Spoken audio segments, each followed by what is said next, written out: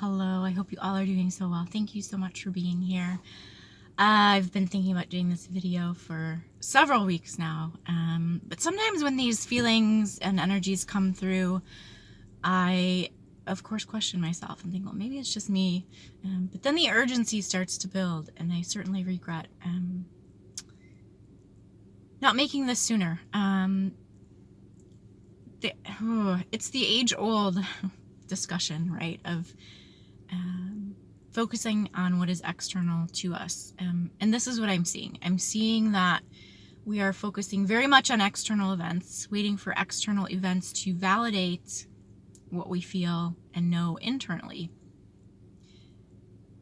And really, it comes down to this question of, what are we waiting for those events to validate in terms of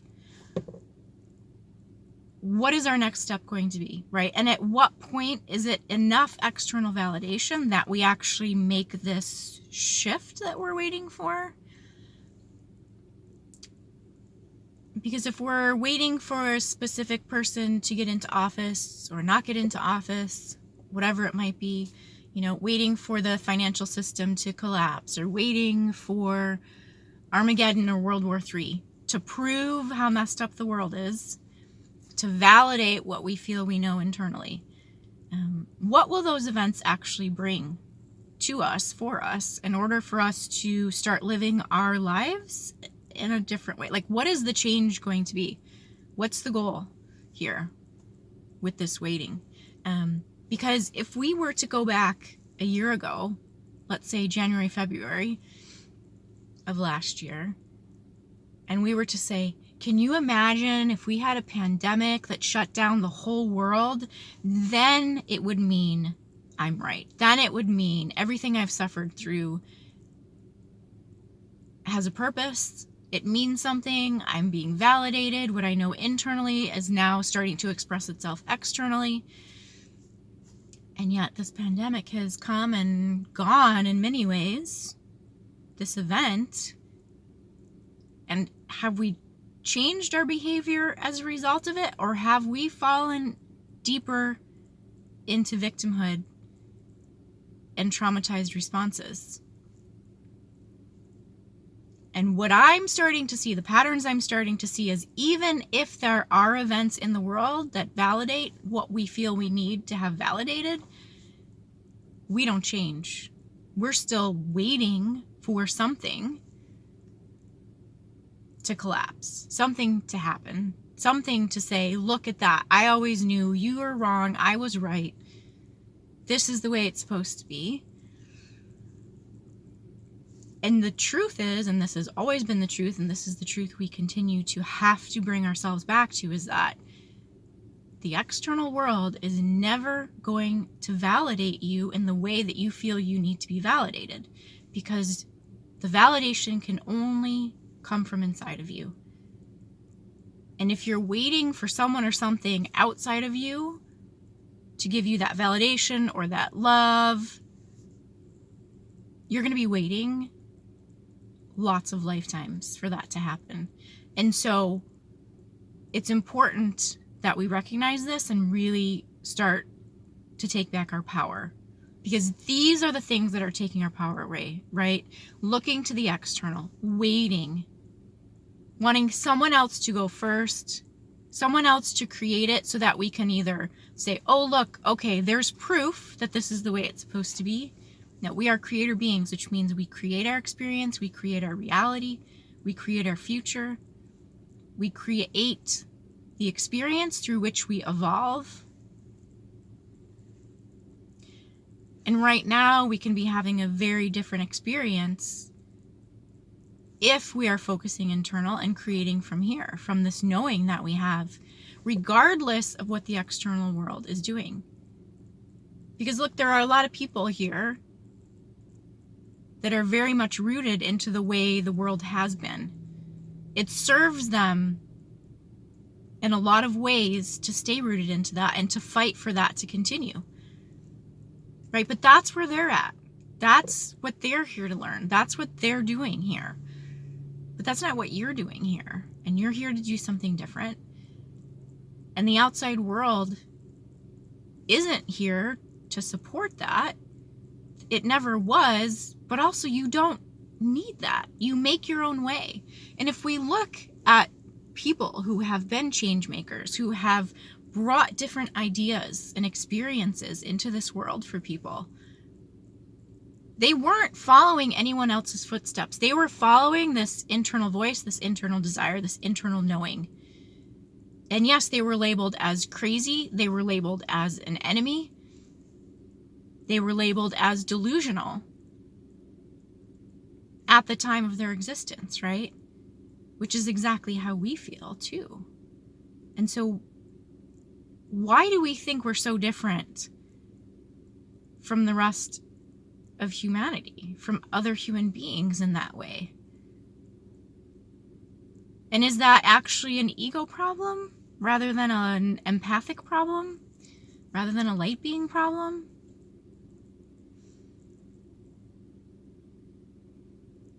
Because when I continue to look back now at my own history, right, my own kind of evolution through the spiritual journey and spiritual awakening, I'm seeing some patterns, you know? I don't trust myself enough, and so until someone else tells me it's true, or someone else says, you know what, you should really do this and that with your work, and your work is important, and your work is needed. And even if someone does say that to me, I'm like, well, I don't feel it. I don't know. I play this like game of like, it's more enjoyable to pretend that I'm small and have people continue to throw these validations at me than to actually step out and take that chance that I might fail. You know, we play these games with ourselves. And I think we have to really look at our own history now to see how many times have we repeated these patterns. You know, when I first got into spiritual whatever, you know, awoke, it was the event, right? There was some kind of energy that was going to come in and cover the planet, and people were going to be in this, like, you know, kind of state of stupor for a while, and their consciousness was going to shift. And okay, how many years and years and years did we wait for that to happen? And it never happened. But maybe it did. Maybe an energy did roll through the planet. But maybe it wasn't an external thing that we were supposed to be looking for. Maybe it was an internal thing, right? And maybe that already happened and it did touch your heart.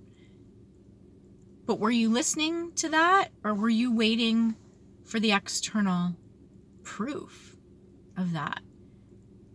And it's funny to me that as much as we know about source and about being a light being and how it's within us, we still do this weird thing where we're waiting for the external, right? We're waiting for the proof. We're waiting for it to materialize beyond us before we actually take ownership and cause it to materialize from within us, which makes absolutely zero sense when we talk about source. So where are we falling prey to these old stories and these old histories of what spiritual ascension is, what spiritual awakening is, and what it means to truly create and manifest from your own source energy? We need to really start to systematically break this down and look at what our own history is showing us, right? And this is what is so important. It's not the history of the world, which we know very much deeply rooted in half-truths. It's our own history, our own patterns, right? That we need to start to kind of lay out and look at in a very logical way. What has not served us in the past? What are those patterns based on? You know, and oftentimes too, the thorn in my side with spiritual work is that we find things again to blame our problems on. You know, that it's reptilians, or it's archons, or it's the demons in my head, and other energies are causing my discomfort and they're working against me. And yet what I have found over and over and over, it's things that we hold and internally that cause these feelings and these issues, right? And we can label them however we want to label them, as long as it's helpful to move beyond that issue, right? This whole reality is steeped in stories and narratives, right? Like, who decided 2 + 2 is 4? You know, those are just labels given to arrangements of energy. And then we all accept it and we all agree that this is what it is, right? And yet, what if we tell ourselves a different story about this world? And I'm all for storytelling, right? Storytelling is such a huge part of history too, and it's a way of explaining the unexplainable. It's a way of understanding what is beyond this kind of physical matter state, right? It's a way of making sense of things that we can't make sense of with our logical mind. And yet we also have to recognize that so much of our, let's say, truth of history is actually just a story anyway. So can we use that to our advantage and say, and this is what I've been doing. I'm like, you know what? I'm just going to tell myself a different story. And so let me just talk a little bit about how I've been personally experiencing this.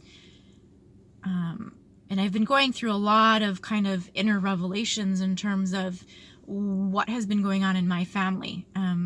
Kind of the ancestry and the karmic patterns, I guess we could call it. But more than that, it's really undiagnosed. I suppose what people might call mental illness, and I don't even like that label anymore, because what is mental illness? Mental illness is essentially brain function that isn't, let's say, normal or baseline. And yet, if our brain operates differently than most of the rest of the world, we're going to act and move through the world in a different way, right? And yet, when we're always trying to compare ourselves to the majority of the world, we're going to start to see that difference, right? Which we might even call distortion. Is it really distortion, or is it just a difference in how we work and how we operate? And my theory too is that the entirety of this world is actually living in traumatization, right? Narcissism, codependency, however we label these things, they're all just responses to trauma, right? Which essentially is a lack of love, and it's a lack of really knowing one's own self, right? And we are traumatized through our parents and through society, right? And yet, if as an individual, as an adult, as a parent, if I truly knew who I was, and my sense of self was not rooted in my child and my child's certain type of behavior or way of behaving, or what I expect them to achieve or not do, life would have been very different. It would have been different all the way down the line, right? And yet we say, you need to go to school, you need to get a job, you need to do all these things because this is the way the world is. This is what society expects, and this is what means you are successful. And we pass these things on, right? And yet, as a light being, if we sit in our truth, we know that's not necessarily accurate. And yet it's the way the world has been set up in the easiest, let's say, perhaps available system to exist in, but it may not be what's right for us.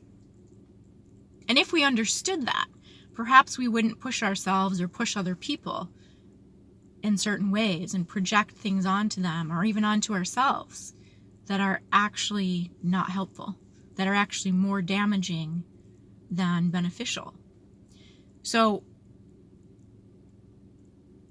when we are moving through our spiritual awakening, we're trying to understand essentially why things haven't worked out, why we feel miserable, why we're unhappy, whatever it might be, right? Why are we suffering? That's really the root question. We want to end our suffering. And yet if we look at the body and we listen to the body, we listen to the emotions, we listen to our intuition, which we have been taught to ignore and deny, right? We start to find a lot of answers, and what we find is that actually, we've got millions of issues. Most of them can be resolved by healing our nervous system, by realizing that we are in a constant state of traumatization, PTSD, fight or flight response, which is essentially recycling old emotion and old energy through our bodies all the time. Old messages, old patterns, right, through the brain.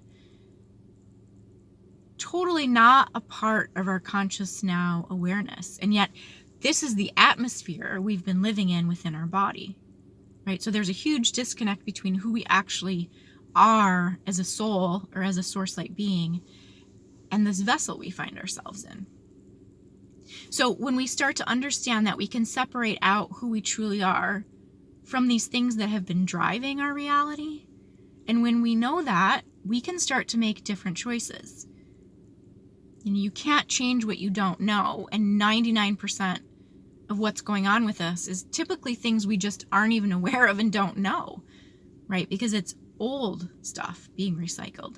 We think, when someone says something to us, they're being rude, or we know what they, they're being offensive, and we know that's what they mean. And yet, typically, we're projecting our own pain and suffering into this person because we can only understand it from our own experience.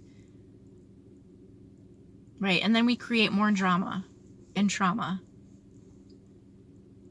And yet, the goal only ever was to come back to center, to know yourself as yourself, to know your story, to know your energy, and to create from the wholeness and the purity and the clarity of who you actually are, rather than all of this external garbage. And yet, most of us right now are finding ourselves waiting for the okay, waiting for the go-ahead, waiting for the validation, waiting for some external event to say, way to go, you've got it figured out, it's time for you to come on stage. Nobody's going to say that. No one is going to say that. And we can even, again, look at history. Amazing people throughout time, right, who have been different, who have shown a different way, a different experience, a different truth. They've been here all along. It's not a new thing only in this century, to have light beings and to have people who know things and who are aware and listening to their intuition, right? It's always been here. So I think there's a bit of ego that's involved right now too. Humanity's not waking up. People don't get it. How come people don't get it? How can they be so stupid? Not really sure that's the right realm to be in. And I'm not really sure that worrying about other people is going to get us where we need to be right now. And I don't think that waiting for anything in the external world is going to serve us. In fact, I know it's not. And we can be having a totally different experience right now outside of what's going on in the world. We can be in our joy. We can be doing things we are passionate about. We can be doing things that we love. We can be loving our families and friends and neighbors and children and nurturing them as well. And having a totally different experience than what we're seeing on TV.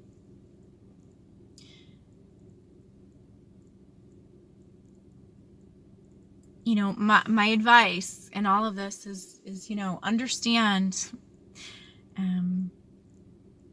There's a couple things that are fairly typical among us, right? One of them is intimate relationships, right? Getting trapped into thinking that there is one specific relationship that we are waiting for that's going to come along, that's going to change our lives. And if that's the case, you need to look at attachment bonding, right? Your relationship with your parents and how you developed your attachment style. And the other thing is that if you're feeling whipped around by energies all the time, up and down, emotional, mood swings, things like this, you need to understand how your nervous system works, right? And how these things play out in your physical body. And not just chalk it up to past life energies and experiences and archons. Because that's a dangerous game to play. To believe that there are energies outside of you that control you more than you have control over your own being. It can be helpful in some instances to use these stories, to use these descriptions of energies, but more often than not, if we are not moving beyond that pretty quickly, then we're actually stuck in stagnancy, and we're actually being controlled by that energy and controlled by that story. So we need to find a new story and a new narrative that actually serves us, right? And this is kind of where I've decided to work from, right? Is that, okay, what is my goal? This year I've really felt, I don't do New Year's resolutions, but in many ways it feels like the first time I'm kind of sitting down and really saying, where is it that I want to be? And it's not physical, material goals as much as what is it I'm really wanting to bring forward into this world? And what steps can I take in order to bring that into fruition? And is everything that I'm doing every day feeding that and helping that along? Or is it fighting it? And coming from that place, right? If my goal is to bring my work out and to produce more and to bring more awareness into the world in terms of these things that I'm learning through my own experience, then staying up late, not taking care of my body, that's not helpful. And that's the bottom line. It's very logical at this point, right?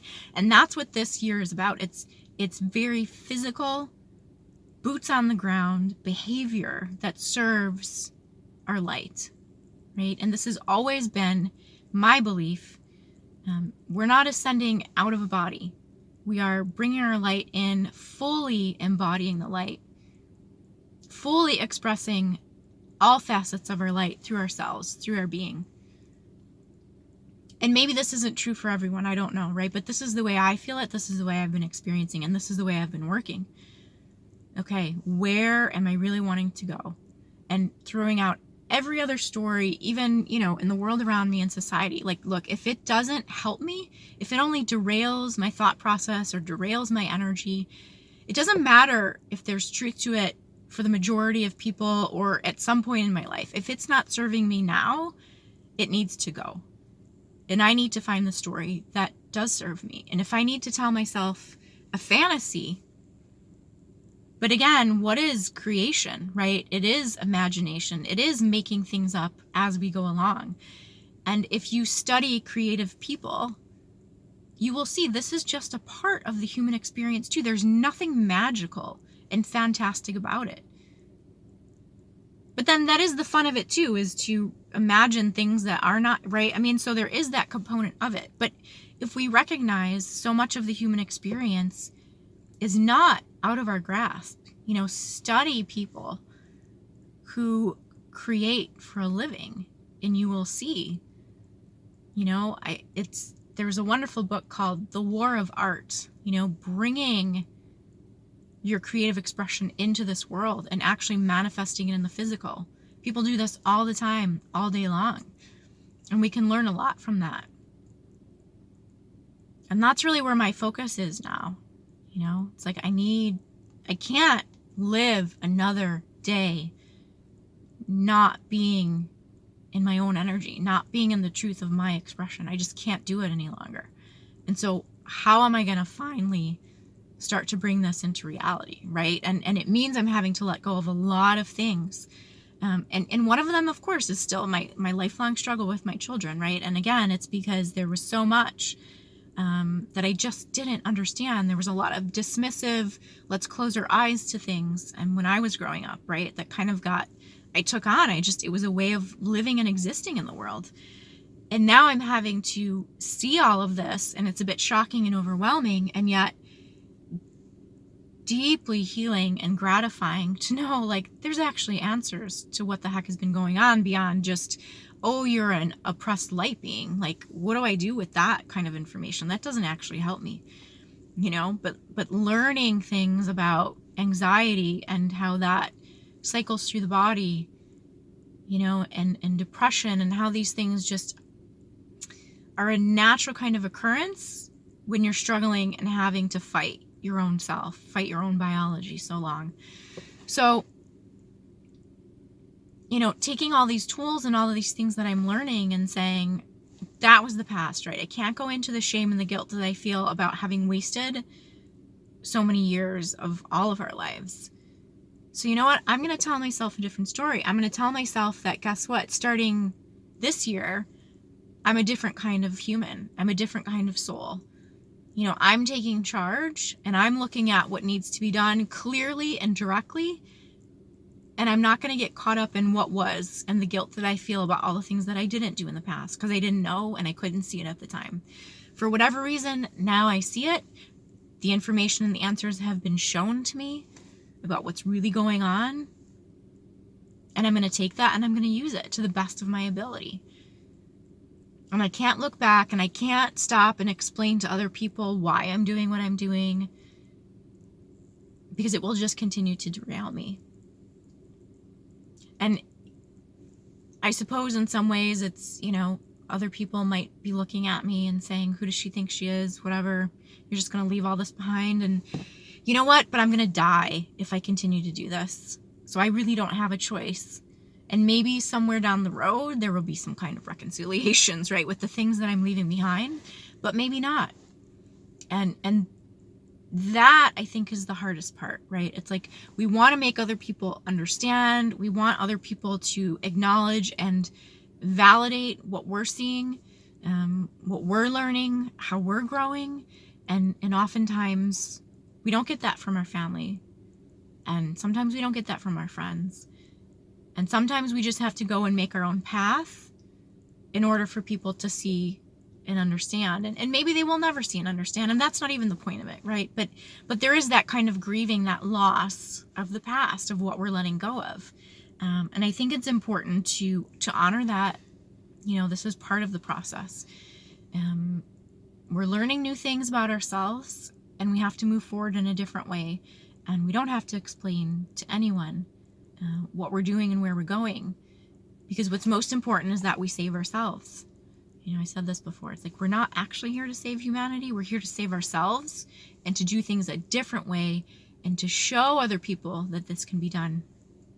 And I had this thought too that what if each of us, instead of focusing on the external world, instead of watching the news, instead of being on social media, what if each of us focused on one other individual and gave them all of the love and attention and support that we wished we had when we were growing up, when we were lost, when we were struggling? Can you imagine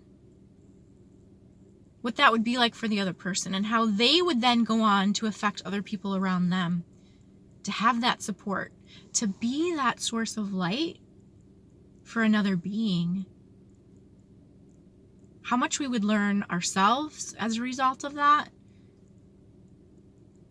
If we took our energy and focused it into something that was actually ready and willing to receive, can you imagine the change we would actually make in this world? Right now, our energy is so scattered and dispersed and chopped up and fragmented. We need to pull this back to ourselves. And even, like I said, focusing on one other person or a child or whatever, it's not a person like I want to change them. It's a person who you see actually is in a place that you can relate to. And so you can actually dispense some real wisdom that would be helpful, right? But in doing that, as a teacher, we also know that we learn so much from that experience as well, right? It's mutually beneficial. So not only are we feeding someone else's light, we're feeding our own light in the process when it is received by the other person. It's just a thought, rather than giving our energy to the negativity in the world, can we focus on our own self or focus on the light in someone else and feed the light rather than the darkness and the distortion?